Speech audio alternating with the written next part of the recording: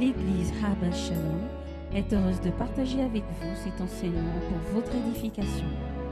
Nous vous souhaitons une bonne écoute. Alléluia. Donc aujourd'hui, j'aimerais résumer ces 3 jours avec ce thème. Seules les bonnes résolutions peuvent influencer notre année. Seules les bonnes résolutions peuvent influencer notre année. Si on n'en prend pas, ne nous étonnez pas d'avoir les mêmes années. Le thème de notre préparation, de notre 12 jours de jeûne, c'était Job 22, 28. À tes résolutions répondra ton succès et sur tes sentiers brillera la lumière. À tes résolutions répondra ton succès. Alléluia. En début d'année, beaucoup de personnes s'attellent à prendre de bonnes résolutions. Beaucoup. S'attellent à prendre de bonnes résolutions, qu'elles soient chrétiennes ou pas. Tout le monde prend des bonnes résolutions. Je vous avais montré avec des captures d'écran combien de résolutions, combien plutôt de vidéos qui parlent de ces choses-là j'avais trouvé sur Internet. Pourquoi ces personnes prennent des bonnes résolutions? Ce n'est pas dans un but de mode. C'est plutôt dans un but de voir leur année changer. Dans un but de voir leur année évoluer et leur vie évoluer avec. Dans un but de voir un changement positif dans leur vie. Et leur désir ou leur volonté est noble. Amen. Elle est juste devant Dieu. Et c'est bon selon la parole de Dieu. Parce qu'elle nous dit clairement, à tes résolutions répondra ton succès. Elle justifie le fait qu'il est important pour nous de prendre des résolutions si nous voulons voir les choses changer. Mais il n'est pas évident que nous puissions arriver, plutôt prendre les bonnes résolutions et les mettre en pratique. Alléluia. Il n'est pas évident de prendre ces résolutions-là et les mettre en pratique sans avoir d'abord fait un bon bilan. Le bilan va nous permettre de pouvoir voir ce qui ne marche pas. Va nous permettre de voir ce qui doit être revu. Va nous permettre de voir tout ce qui ne doit pas continuer à exister. Va nous permettre de voir tout ce qui ne fonctionne pas que nous devons revoir ou tout ce qui fonctionne que nous devons renforcer. Alléluia. Mais aussi, avec le bilan, nous devons associer à cela des objectifs. Alléluia. Des objectifs divers selon la volonté de Dieu conduite par le Saint-Esprit. Les objectifs auront pour but de nous permettre de jauger notre avancée. Parce que si tu ne sais pas où tu vas, tu ne peux pas savoir si tu as avancé ou si tu es plus rapide ou tu es plus en avant ou tu es en retard. Amen. Ça va te permettre de pouvoir jauger tes avancées. Ça va nous permettre de pouvoir nous équilibrer par rapport à notre année. Ça va nous permettre de pouvoir atteindre la réussite. Parce que la réussite est définie par rapport à un objectif. On ne peut pas dire que tu as réussi si tu n'as pas atteint l'objectif. Tu peux avoir du succès, mais ce n'est pas forcément de la réussite. Alléluia. La réussite est liée à un objectif, à un résultat, à un but. Les objectifs vont nous permettre aussi de canaliser au mieux nos forces, nos énergies et notre motivation. Quand tu sais que dans 3 mois tu dois faire quelque chose, tu ne t'amuses plus maintenant. Amen. Mais toutes ces choses-là nous aideront à pouvoir avoir une meilleure année. Le bilan et la fixation, la définition de nos objectifs doit se faire selon des domaines précis. 3 domaines qui sont nécessaires pour influencer notre année. Le premier domaine, c'est notre relation avec Dieu. Il faut que tu fasses un bilan. Il faut que tu t'établisses des objectifs par rapport à ta relation avec Dieu. Parce que je sais et que je crois et j'ai toute la pleine conviction que sans Dieu, tous ceux qui essaient vont simplement à la perte. Ils auront des bénédictions, ils seront suivis de chagrin. Ils auront des difficultés d'évoluer. Et nous sommes enfants de Dieu, nous savons que nous ne pouvons pas fonctionner sans Dieu. Donc il est très important de comprendre que ton année, l'influence du bonheur, de la gloire de Dieu sur ton année dépend de ton attachement aussi à Dieu. Amen. Dieu n'est pas un marabout auprès duquel on vient résoudre nos problèmes sans l'aimer. Amen.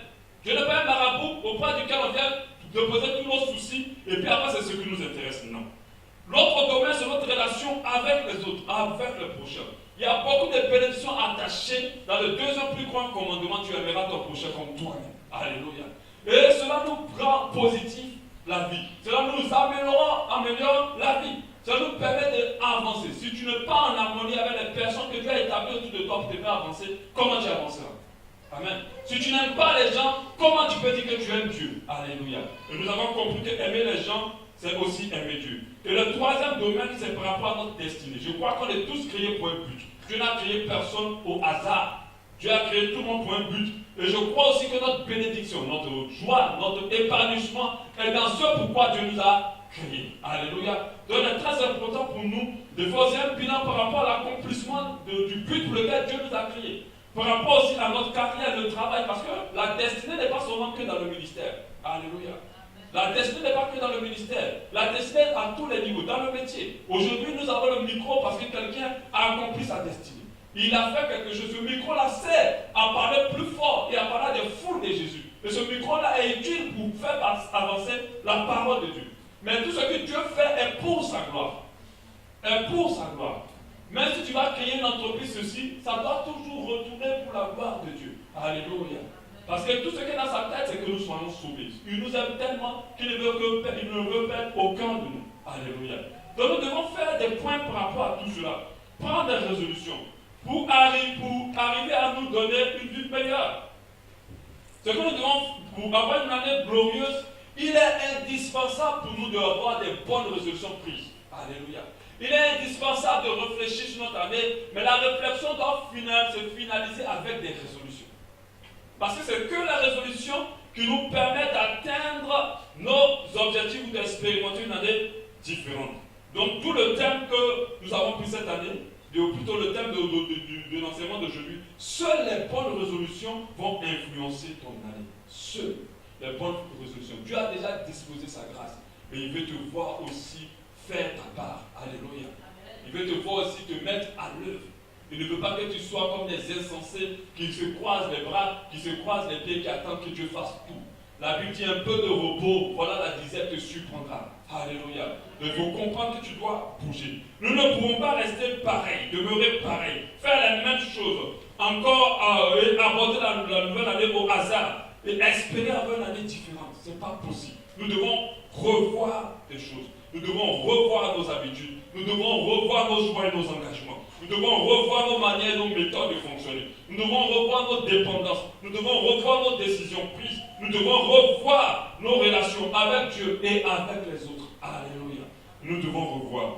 Et la résolution, j'avais dit que la résolution était une décision, mais une ferme décision. C'est-à-dire une décision qui est prise dans notre cœur sans douter qu'on est prêt, on est engagé, on est déterminé à pouvoir l'accomplir. Alléluia. Et cela doit être notre partage en cette année. Nous devons apprendre plusieurs pour améliorer les trois domaines que je nous ai donnés. Les bonnes résolutions, c'est le moyen que nous nous donnons pour atteindre le but. Amen. Donc je réitère encore, ce n'est pas parce que tu es enfant de Dieu que tu vas seulement compter sur le miracle. Il faut bouger. Il faut te mettre en action. Il faut utiliser la jeunesse que Dieu t'a donnée, ou l'énergie qui te donne, la santé qui te donne, les membres qui t'a donné, pour les mettre en œuvre, pour pouvoir atteindre tes objectifs, pour travailler dans son but, et le but pour lequel il t'a créé. Alléluia. Amen. J'avais donné 10 conseils pour les bonnes résolutions. C'est juste un résumé, hein. Je ne rentrerai pas dans les détails, ça va être très rapide. 10 conseils pour les bonnes résolutions. J'avais dit le premier conseil, il fallait les écrire sur papier. Il faut les écrire sur papier. Cette année, il faut écrire par rapport à ces trois domaines. Dieu, les autres et ta carrière ou ton ministère ou ta destinée. Il fallait les écrire sur papier, les mettre d'une manière à les voir. Deuxième, j'ai dit, il ne fallait pas faire une longue liste. Il ne faut pas faire trop de résumés. Même si tu as beaucoup de choses à changer, concentre-toi d'abord sur les priorités. Et au fur et à mesure, rajoute les autres. Il ne faut pas faire une longue liste. Troisième, il faut te trouver des bonnes raisons de prendre ces bonnes résolutions. Une des bonnes raisons, c'est de le faire pour Dieu d'abord. C'est pour le faire pour améliorer sa vie. Ne prends pas des résolutions sur la colère. Ne prends pas la résolution sur la convoitise. Ne prends pas la résolution sur tous ces sentiments que tu ressens. Parce qu'après ces sentiments partent. Et tes résolutions n'ont pas la force de te tenir. Et tu risques de les abandonner en route. Ne vise pas le soleil, la lune si tu n'as pas un fusil. Ne prends pas des résolutions trop élevées pour toi. Parce que Dieu ne permet pas à ce que tu sois encore au-delà de ta force. Donc il ne va pas te donner des défis aussi trop grands. Si tu te dis que cette année, il faut que je termine ma maison, c'est une résolution quand même grande. Pendant que tu n'as rien, tu n'as même pas encore le terrain. C'est une foi, c'est la foi, mais fais attention. Il ne faut pas prendre trop élevé. Il faut prendre selon que l'Esprit va te conduire. Mais si l'Esprit de Dieu te conduit dans la foi, dans cette orientation, le gloire à Dieu, ce n'est pas moi qui vais casser ta foi. Amen. Tu dois faire un plan détaillé aussi de ta résolution. Tu ne peux pas dire, en cette année, je vais me rapprocher de Dieu. Ce n'est pas une résolution claire. Je vais me rapprocher, mais comment? Comment ça dit? Je vais lire la Bible tous les matins, je vais prier tous les matins, 1 heure au moins chaque jour, je vais faire. Et tout cela doit amener à te rapprocher de Dieu. Donc il faut détailler tes résolutions, très important. Il faut les temporiser. Tu dois comprendre qu'il ne faut pas dire seulement cette année. Il faut rajouter aussi, avant telle période, il faut que je me fasse une santé spirituelle. Amen. De la même manière que quelqu'un de physique, il faut que je revoie ma santé. Il se met à sa santé. En 2-3 mois, il peut retrouver tous ses bons réflexes de santé. Donc toi aussi, tu dois temporiser tes résolutions. Tu dois aussi présenter tes résolutions à Dieu et invoquer sa force, son aide, son soutien afin de les accomplir. Très important, tu dois t'engager aussi auprès de certaines personnes proches de toi pour dire, ah, voici les résolutions que j'ai prises cette année. Donc si je commence à sortir de là, il faut me le rappeler. Amen. Ça va t'aider toi-même à persévérer. L'engagement aide. L'engagement aide. C'est pour cela que lorsqu'on accepte Jésus, il est important et indispensable pour nous de nous baptiser. Le baptême, c'est un engagement. Et ça nous pousse à continuer à persévérer dans notre relation avec Dieu. Ne vous découragez jamais. Même si tu as commencé, tu as dit cette année, j'ai pris tous les jours. Maintenant, un jour, tu t'es levé, tu n'as pas pu te lever à temps. Tu n'as pas prié. Un jour, 2 jours, 3 jours, tu n'as pas pu. Ne te décourage pas. Continue le 4e jour. Alléluia. Ne lâche rien. Et ensuite, la deuxième chose, apprends à te récompenser quand tu réussis certaines résolutions. Fais-toi plaisir, ça va t'encourager à avancer. Je parlais le 2e jour des bonnes résolutions spirituelles, c'est-à-dire notre relation avec Dieu. La première des idées des résolutions que tu dois prendre, tu dois t'approcher encore plus de Dieu. Il faut que tu décides cette année de beaucoup plus prier, de beaucoup plus méditer, de ne pas rater les réunions de prière. Quand je vois les raisons pour lesquelles les gens ne viennent pas à l'église, je dis waouh, leur amour pour Dieu n'est pas assez grand. Quand je vois les raisons pour lesquelles les gens ne prient pas le matin, je dis waouh, leur amour pour Dieu n'est pas grand. Mais ils sont prêts à investir beaucoup plus d'énergie pour autre chose. Donc il faut que tu revoies, tu dois te rapprocher encore plus de Dieu cette année. Ça, c'est une résolution qui doit être dans ta liste, il faut le détailler. Tu dois quitter pour posséder. Vous savez, avec Dieu, des fois certaines choses ne viennent pas à nous parce qu'il y a d'autres choses qui prennent la place, qui ne glorifient pas Dieu. Alléluia. Et si tu ne lâches pas ces choses-là, tu vas longtemps prier. Tu vas longtemps être la soeur ou le frère chrétien assidu et investi à l'église, mais les choses ne vont pas bouger dans ta vie. Parce que Dieu attend que tu lâches, que tu abandonnes. Pour ceux qui étaient là, je donne des versets à l'appui pour vous faire comprendre cela. Mais aujourd'hui, je n'en donnerai pas. Changer mes mauvaises habitudes. Tu dois comprendre que les mêmes causes produiront les mêmes effets. Il ne faut pas que tu aies des mauvaises habitudes qui soient un ennemi de ta santé spirituelle, qui compromettent ta santé spirituelle. Donc il faut changer. Il faut changer. Si c'est le temps que tu passes à la télé qui t'éloigne de Dieu, si c'est le fait que tu te lèves le matin, que WhatsApp est ta première connexion, alors tu dois changer ces habitudes-là. Amen. Tu dois comprendre qu'il faut que tu intègres des habitudes qui te permettent de te rapprocher de Dieu. C'est la discipline qui nous façonne. Amen. Ce n'est pas la légèreté qui transforme. Si Dieu cherche à ce qu'on soit des disciples, dans le mot disciple, il y a le mot disciple, il y a discipline. C'est parce que c'est dans la discipline que nous approchons de plus en plus de ce que Dieu attend de nous. Alléluia. Nous sommes dans la maison de Dieu pour un perfectionnement. Nous ne sommes pas dans la maison de Dieu pour être juste chrétien. C'est pour ça que Dieu établit sa volonté à bonne, agréable et parfaite. Dieu attend qu'on évolue à tous les niveaux. Amen. Alléluia. Amen. Donc tu dois changer tes mauvaises habitudes. Garder ton cœur plus que tout autre chose. La Bible dit que heureux ceux qui auront le cœur pur, car ils verront Dieu. Tu ne peux pas te rapprocher de Dieu si ton cœur est plus chargé de rancœur, de colère, de murmure, de péché. Ça va être difficile. C'est ce qui va t'éloigner de Dieu. Parce que Dieu, quand il te regarde, il ne te voit pas physiquement. Je veux dire, il ne se concentre pas sur ton physique. Il se concentre sur l'état de ton cœur. Alléluia. Donc, il faut cette année, tu prends des résolutions, tu dis, je vide mon cœur de tout ce qui est mauvais. Je ne veux plus rien murmurer de méchant. Je ne veux pas garder un cœur de rancune contre qui que ce soit. Tu dois aussi développer encore plus ton obéissance à Dieu. La Bible dit que l'obéissance vaut mieux que les sacrifices. Il faut cette année que Dieu puisse compter sur toi quand il veut faire quelque chose. Il faut cette année que tu puisses accomplir la parole de Dieu. Et qu'il ne faut pas que tes justifications soient ton raisonnement, mais que tes justifications soient basées sur la parole de Dieu. Donc c'est quand tu veux faire quelque chose, ce qui doit t'encourager à le faire ou ne pas le faire, ça doit être que la parole de Dieu. Alléluia. C'est en cela qu'on est un enfant de Dieu. Amen. Donc cette année, apprends à t'appuyer sur la parole de Dieu. Quand tu expliques tes situations, n'oublie pas de chercher une parole de Dieu qui justifie la décision, la raison, l'ouverture ou bien l'orientation que tu veux prendre. Le 6, développe encore plus ton adoration à Dieu. Ce que Dieu recherche, ce sont des adorateurs. Dieu ne cherche pas des gens qui exécutent juste sa parole. Il cherche à faire des gens qui ne vivent plus, des enfants qui ne vivent plus, mais qui vivent que pour lui. Il recherche des adorateurs. Dans les cieux, nous irons pour l'adorer. Donc tu dois développer ton adoration. L'adorateur, c'est quelqu'un qui est abandonné entre les mains de Dieu. C'est quelqu'un qui ne vit plus pour lui. C'est quelqu'un même quand c'est dur et que c'est dans les intérêts de Dieu, est prêt à le faire. C'est une personne remplie d'humilité. C'est une personne qui fait tout pour que Dieu soit vu et non pas elle. Amen. Tu dois développer. Tu dois te rassurer de tes motivations à chaque fois. Et que ton cœur recherche l'adoration.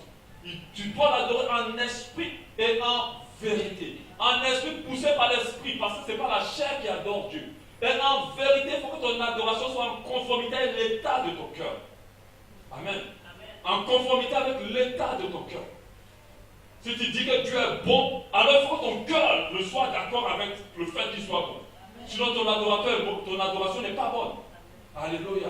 Et conduit par l'esprit, parce que c'est l'esprit celui qui peut nous conduire, plutôt nous conduire dans l'excellence de l'adoration. C'est lui qui connaît Dieu, qui sait ce qu'il faut monter vers lui comme adoration agréable. Alléluia. C'est pour cela que Caïn et Abel, un a compris, l'autre n'a pas compris. Alléluia. Parce que l'autre a compris et l'autre pas. Amen. Le point de résolution, le prochain jour, c'était le point de résolution relationnel avec les autres. J'avais dit que la résolution que tu dois prendre, c'est d'abord le moi. Il faut que tu t'aimes d'abord. Le verset du commandement, le second plus grand dit, aime ton prochain comme toi-même. Il faut réaliser que tu es une personne que Dieu a fait de manière excellente. David pouvait le dire. Il a dit qu'il bénit Dieu du fait qu'il soit une personne excellente, une personne merveilleuse. Alléluia. Donc tu dois réaliser que Dieu a fait de toi une personne merveilleuse. Si tu ne t'aimes pas, si tu ne réalises pas que Dieu a fait de toi exactement ce que tu dois être, si tu n'apprends pas à apprécier ta vie, tu n'apprends pas à apprécier les grâces que Dieu t'accorde, tu auras du mal à aimer. Si tu n'aimes pas, tu ne peux pas aimer les autres. Alléluia. Donc développe ton amour pour toi-même. Et j'ai dit que je te donne des indices. J'ai dit quand tu commences toi-même à te négliger, ton amour pour toi-même n'est pas assez grand. Quand tu commences à ne pas prendre soin de toi déjà, ça montre que ton amour pour toi n'est pas assez grand. Quand tu es très friand des appréciations des gens, ça montre que ton amour pour toi n'est pas assez grand. Quand tu es susceptible et frustrable rapidement, ça montre que ton amour pour toi n'est pas assez grand. Je disais, si tu dis quelqu'un, tu dis à quelqu'un qui a des milliards dans sa banque, pauvre gars, tu es pauvre, est-ce qu'il aura mal? Il n'aura pas mal parce qu'il sait qui il est. Il sait qu'il est milliardaire. Si tu as mal à chaque fois qu'on te dit quelque chose pour te mépriser, c'est que tu ne sais pas qui tu es. La Bible nous encourage à ne pas avoir une haute opinion de nous-mêmes. Mais elle ne nous interdit pas de ne pas avoir l'opinion juste de nous. Alléluia. Il faut qu'on sache, parce qu'on a besoin d'avoir de l'assurance en Christ. C'est ce qui va nous permettre de travailler efficacement et d'aimer notre prochain. Alléluia. L'autre élément que tu dois prendre par rapport à ton couple, par rapport à ton mariage, tu dois accomplir la parole de Dieu qui est claire. Il a donné un commandement sur lequel il a beaucoup insisté, la parole de Dieu plutôt elle. Marie, aimez vos femmes, femmes, soyez soumises à vos maris. C'est clair.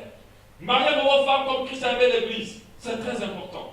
Quand on dit aimez vos femmes comme Christ a aimé l'Église, je disais que cela part d'un amour qui prend dans le sacrifice. Ce n'est pas un amour qui recherche une compensation. Déjà, le véritable amour ne recherche pas de compensation. Il doit être inconditionnel. Alléluia. Il doit être sans condition. Il ne doit pas rechercher un intérêt. Et je dis, généralement, quand je conseille les gens pour le mariage, je dis, tu pars dans le mariage, tu as pour mission de rendre l'autre heureux. Ta mission, ce n'est pas d'être heureux. Parce que d'autres vont pour être heureux. Et c'est là qu'il y a tous les problèmes. Et je disais aussi que ce verset-là dit, Marie, aimez vos femmes et femmes, soyez soumis à vos maris. Que ce verset nous fait comprendre que l'homme est le chef de la femme. Ce qui montre que c'est l'homme qui doit aimer d'abord sa femme. Et une chose qui est évidente, une femme qui est aimée se soumet. Mais même si on ne t'aime pas femme, tu ne dois pas dire que comme il ne m'aime pas et qu'il doit m'aimer en premier, alors je ne me soumets pas. Si quand tu ne te soumets pas, tu ne te soumets pas à Dieu. Parce que l'homme est la représentation de l'autorité de Dieu dans votre foyer. Tu dois aussi te soumettre. Tu ne dois pas lever le ton. Tu dois l'écouter. Même si tu es net, tu dois apprendre à exprimer ton désaccord d'une manière respectueuse. Amen. Parce qu'à chaque fois que tu le fais, tu honores Dieu. À chaque fois que tu le méprises, tu méprises Dieu. Et c'est pour ça que Dieu pouvait dire à la femme, sage est bâti sa maison, mais l'insensé la renverse. Pourquoi il ne le dit pas alors?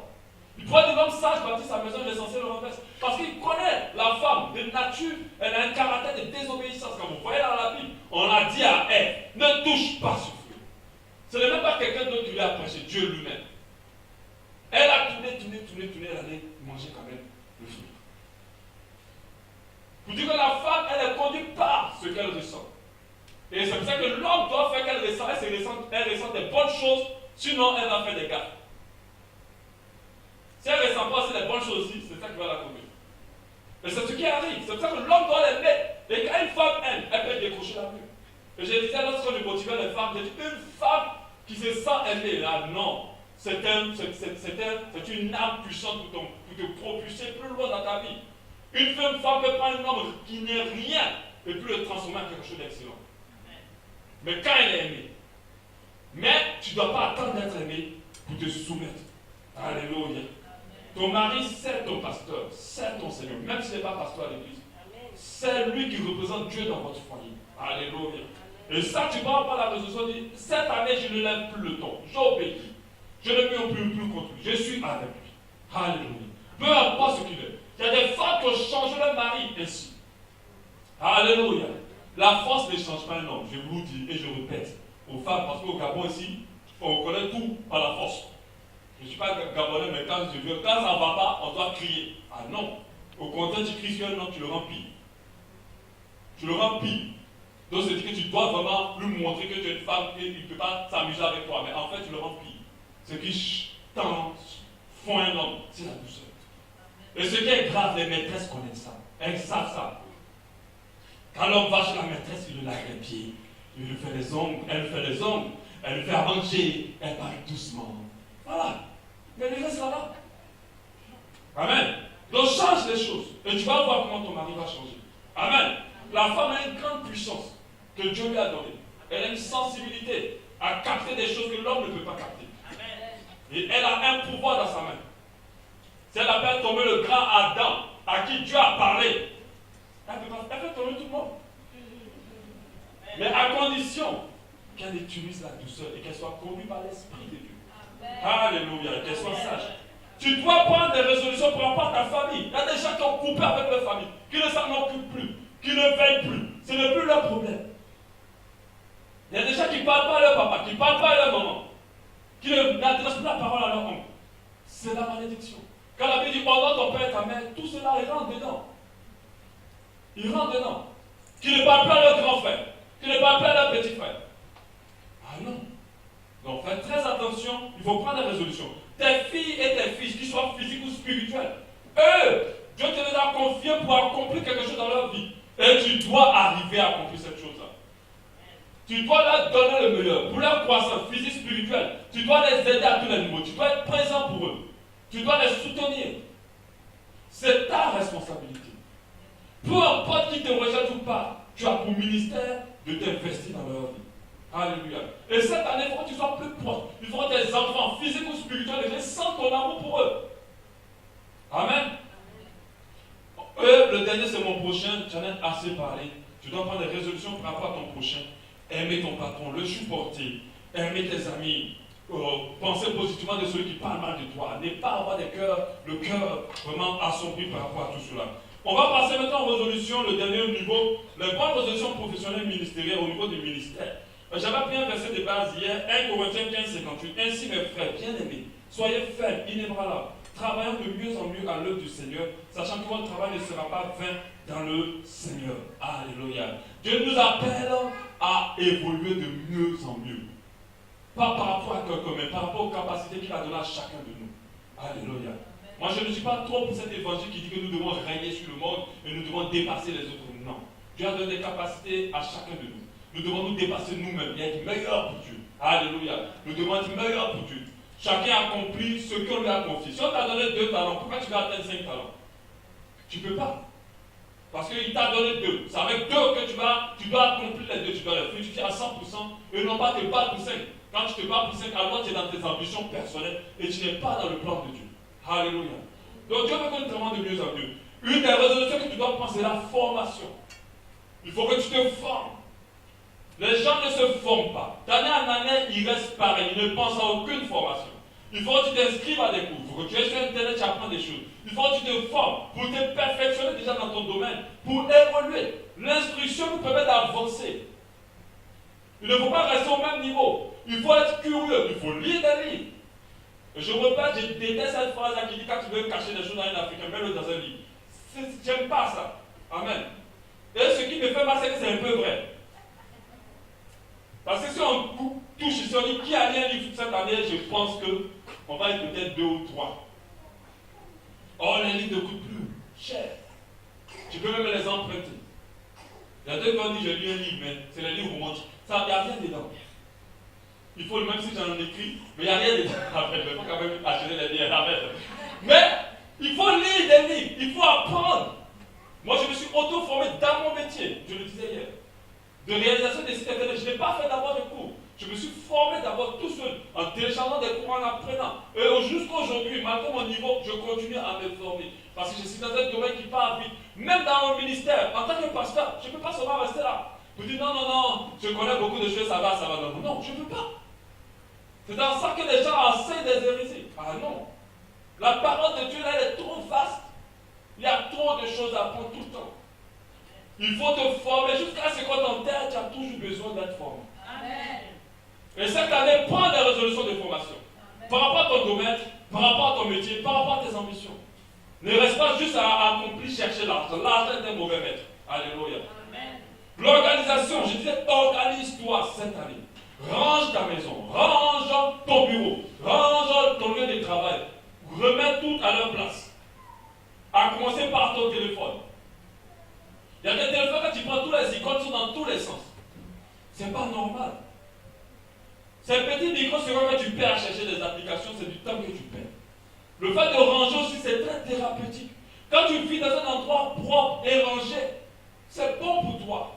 C'est bon pour ton rendement. C'est bon pour ton état spirituel. Moi, je n'arrive pas à prier dans un cas, je me lève le matin, quand je vois que les assiettes ne sont pas lavées, je suis capable de les laver avant de prier. Je balaye, des fois vous me voyez à 4 ou 5 heures du matin, je balaye la maison, je dépose les... Parce que je ne peux pas prier dans un environnement, parce que les enfants, même quand vous mangez, quand vous partez dormir, ils dérangent tout. Mais je ne peux pas prier dans un endroit dérangé.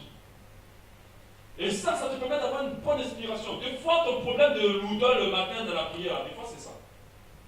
Est-ce que tu pries dans un environnement rangé? Tes habits sont repassés et rangés? Hein? Réponds-moi. C'est pas repassé et rangé. Tu mets comme ça. D'autres mettent c'est dans le panier d'abord. Quand il veut porter, il repasse, il porte, il s'en va. Et à chaque fois, il peut passer 30 minutes à chercher une robe ou une chemise. Parce qu'une femme qui a mis une robe dans sa tête, si elle n'a pas porté, ça ne peut pas sortir. Il faut ranger, c'est thérapeutique. Et ça te permet d'avoir un bon rendement, même ton bureau. Il y a des bureaux, quand tu rentres dans des administrations, mais les piles, les bureaux, le ceci, le cela. Il ne faut pas aller à la mairie chercher un papier. Même si tu as fait le papier la semaine prochaine, il ne faut plus aller. Dans certaines mairies.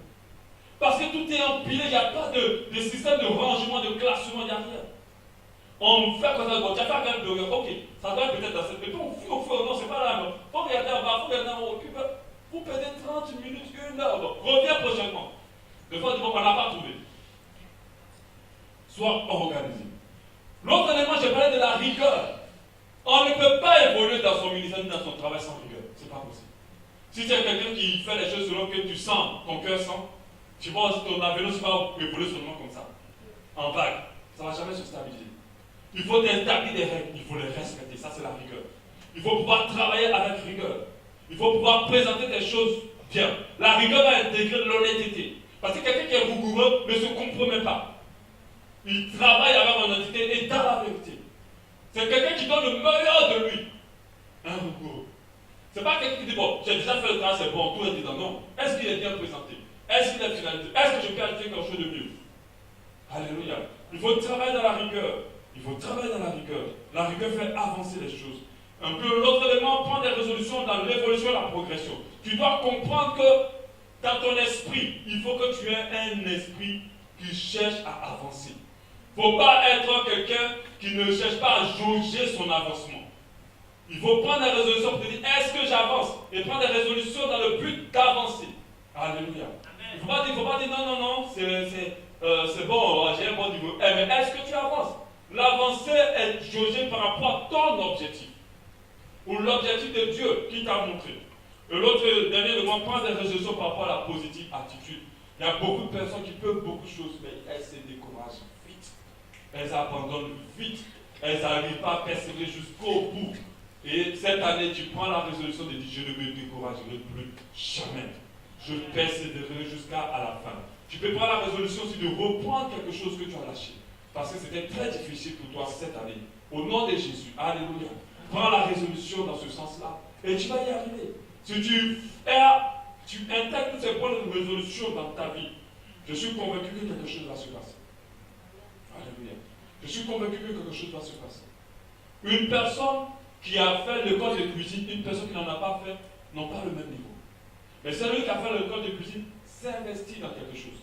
Mais toi qui n'as pas fait, tu t'es pas investi, tu ne peux pas avoir le même rendement. Une personne qui prépare son année avec Dieu, sous la conduite du Saint-Esprit, au nom de Jésus, ne peut pas avoir la même année que quelqu'un qui entame une année, même si elle est chrétienne. Alléluia. Ce n'est pas possible. Parce que quand tu es dans la préparation, tu anticipes, tu vois. Dieu parle quand l'esprit de l'homme est disposé. Dieu ne parle pas quand tu ne cherches même pas à savoir ce qui doit se passer dans ton année. Alléluia. Donc je t'encourage vraiment dans ce sens. C'était un résumé de tout le séminaire. Donc je t'encourage aussi, on va mettre toutes les vidéos en ligne et je te conseille d'y aller et d'y faire tout, de les écouter jusqu'à la fin. Et s'il peut aller, peut-être qu'on en fera un CD pour que ça soit plus facile pour toi si tu n'as pas le temps sur Internet. Amen. On va passer à une autre phase. Amen. J'espère que je vous ai dit quelque chose ce soir, ce matin plutôt. Amen. L'Église Abba Shalom remercie le Seigneur pour cet enseignement qui perfectionnera votre foi. Pour plus de renseignements sur notre assemblée, veuillez nous joindre au plus 241 07 93 10 00 ou faites un tour sur notre site internet www.abbashalom.org ou encore visitez notre page Facebook. Abba Shalom, expérimentez l'amour et la paix de Dieu.